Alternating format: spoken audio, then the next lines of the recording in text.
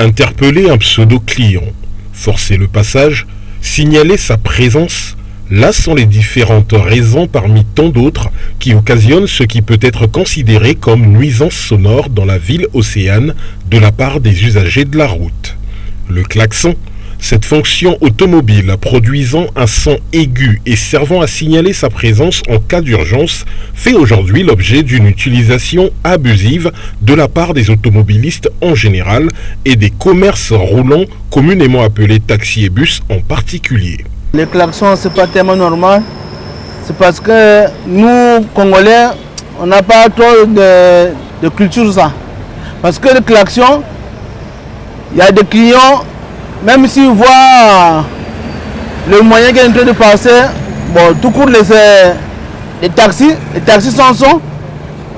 Si tu ne mets pas le klaxon, en tout cas le client ne peut pas savoir dire ça c'est un son, ça c'est un taxi. Lancés dans ce qui peut être considéré comme une véritable chasse aux clients, les chauffeurs de taxis et bus usent du klaxon de manière répétitive et fantaisiste, ce au détriment de la quiétude des citoyens et sous le regard indifférent des garants de l'ordre et de la sécurité routière. Ainsi, il n'est plus rare d'entendre ceci.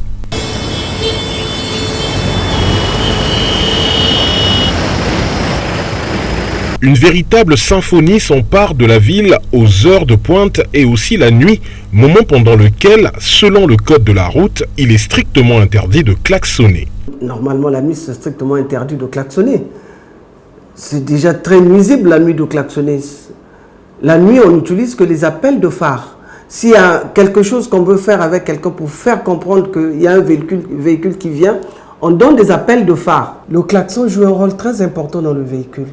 Mais nous ne devions en aucun cas l'utiliser à des cas abusifs.